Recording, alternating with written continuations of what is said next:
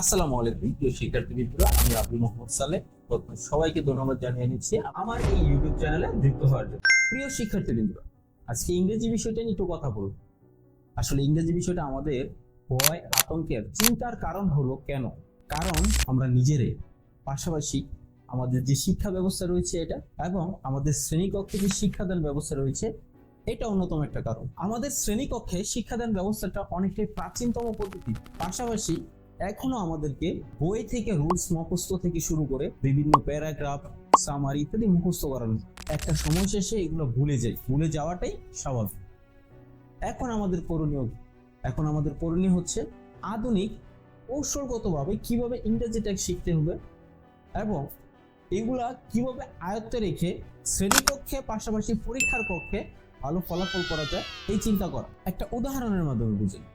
Newborn baby আছে না, ছোট্ট বাচ্চা, এই ছোট্ট বাচ্চাদের প্রধান খাবারটা আসলে কি? দুধ অবশ্যই।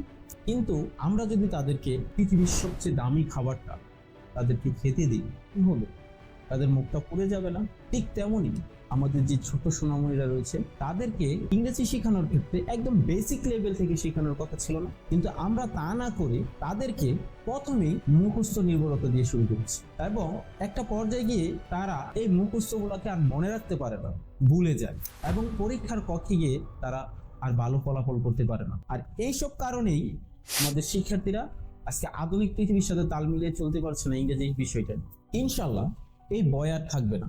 এখন থেকে success lab with Abu Saleh এই ইউটিউব চ্যানেলের মাধ্যমে আমরা শুরু করতে যাচ্ছি একদম বেসিক পর্যায় থেকে কিভাবে অ্যাডভান্স পর্যায় পর্যন্ত অগ্রসর হওয়া যায়, কিভাবে বাক্য গঠন করা যায় এবং বাক্যের অন্তর্ভুক্ত বিভিন্ন অংশ শব্দ চেনা যায়, এগুলো নিয়ে কাজ করব। বিষয়ভিত্তিক যে লেসনগুলো রয়েছে এগুলো পুঙ্খানুপুঙ্খভাবে দেখব, এবং বিভিন্ন যে গ্রামাটিক্যাল পয়েন্টগুলো রয়েছে এই গ্রামাটিক্যাল পয়েন্টগুলোকে আমরা সুন্দরভাবে এবং কৌশলগতভাবে উপস্থাপন করবো ইনশাল্লাহ। তাই প্রস্তুত হও, আমরা একসাথে শুরু করতে যাচ্ছি ইংরেজিকে কিভাবে সহজ, বাস্তবিক এবং পরিষ্কারভাবে শেখানো যায় তার এক নতুন অধ্যায়।